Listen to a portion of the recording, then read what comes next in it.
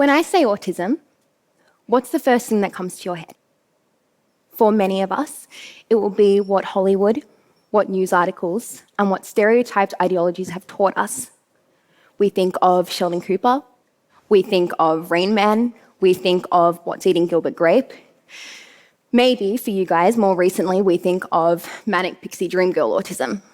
We think of TikTok autism. We think of Quinnie from Heartbreak High autism. We see autism through a lens that has falsely been taught to us, rather than viewing it for what it really is. Growing up, I was so confident that I had crash landed on this planet from my own alien planet.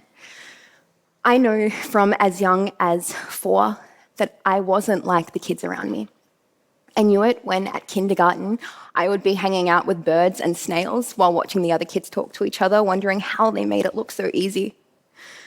I knew it when I would hold my mum's hand a little bit tighter when someone my age would walk past me, already painfully aware of a neurotype that I didn't have. I knew it when I would read books and watch movies and never once see a character that I could relate to. Instead, finding peace in fantasy characters who also didn't fit into the world around them. Similar to how others knew that I was different, I did too. Still, at the age of 27, I don't know what it is that actually made me so different, and I don't know why my peers clung to that difference so deeply either. Maybe this little box of normality that all of us have been taught that we have to mold ourselves to fit inside starts far younger than what we believe. That it's societally conditioned into us to be normal, to behave, to be like everyone else, far before it starts showing its claws and its talons. When I was 13, I was diagnosed with autism. And because of the stereotypes that I have heard about autism, I knew my brain to be wrong, to be broken, and to be cursed. A lot of my peers thought the same. When I told my best friends that I was autistic, she looked at me with fear in her eyes, took a big step back from me, and said, "Can I catch it?" My other best friend, a friend of 6 years, the longest I have ever had a relationship, by the way, sent me a text. "Hey, we can't be friends anymore. People are probably going to tease me because I'm friends with someone that's autistic." Because of the fear that we have on autism, I have lost countless massive acting opportunities, casting directors and producers specifically telling me it was because of autism.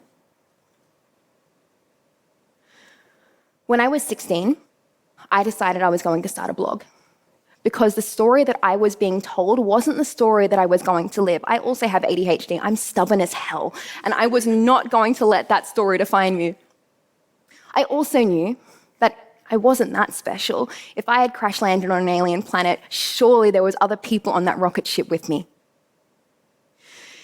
In 2022, I made history as becoming Australia's first ever openly autistic actress.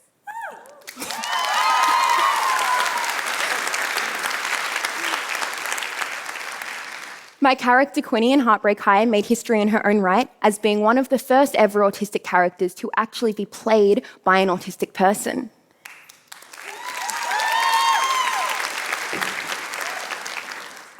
I find this really interesting because you guys are clapping and it is incredibly exciting, but doesn't it also make you feel a little bit sick that it's 2024 and only 2 years ago we got some of the first correct representation?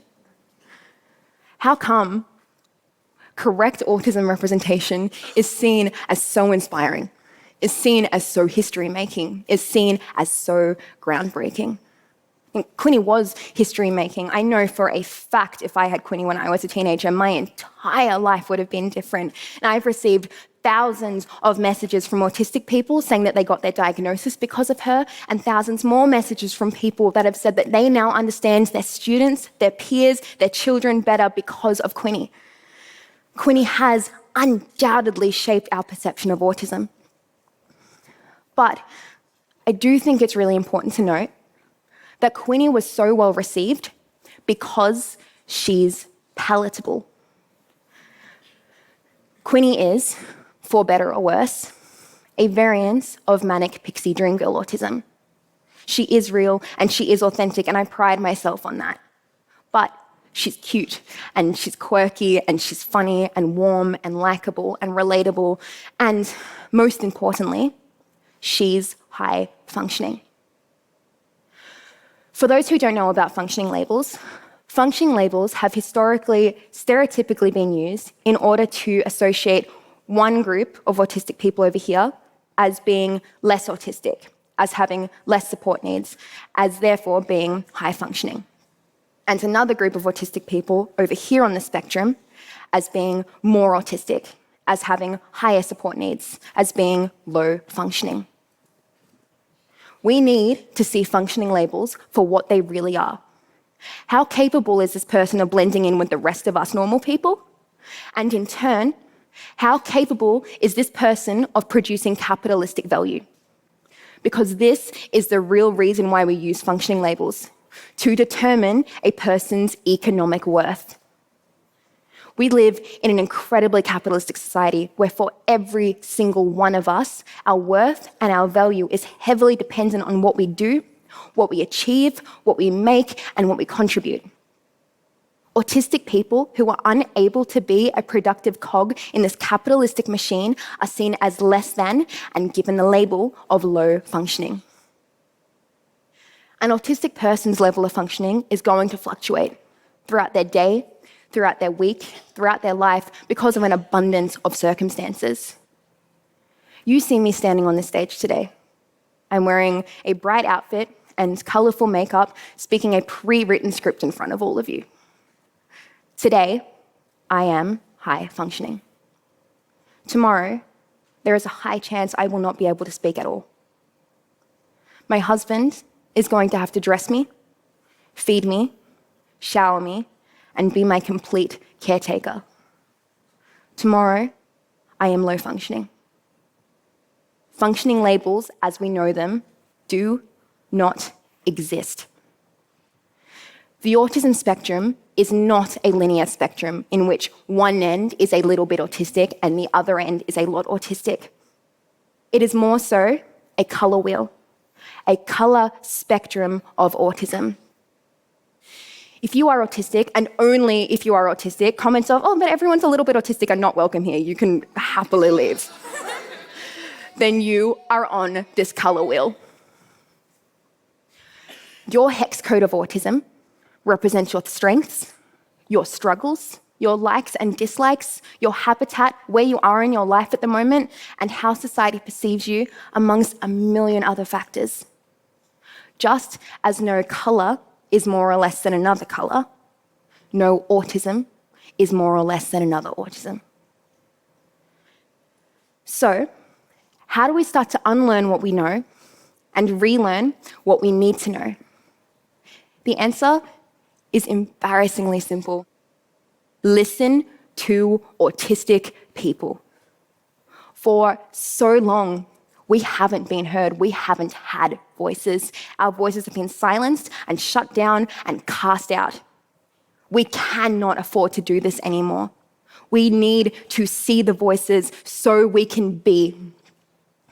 We need to see autistic people in media. We need to see them on TV shows, in movies. We need to see them in leading roles. We need to see them giving TED Talks. We need to see autistic people behind the cameras. We need to see them as directors, in writers' rooms, as teachers, as doctors, as politicians in positions of power, because autistic people are good as hell at doing that.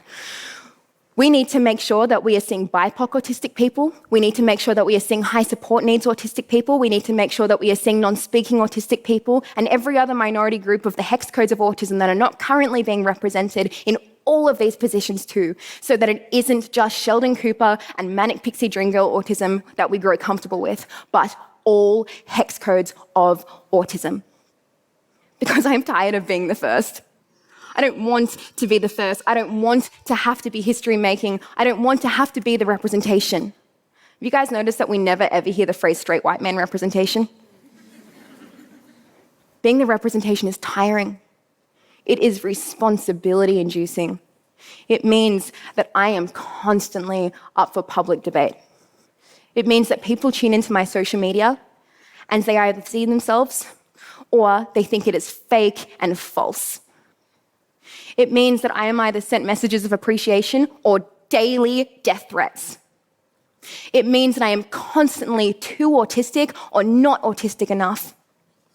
It means that my support needs are constantly up for a public debate that I was not included in, despite no one having any clue what happens to me the second I get off this stage.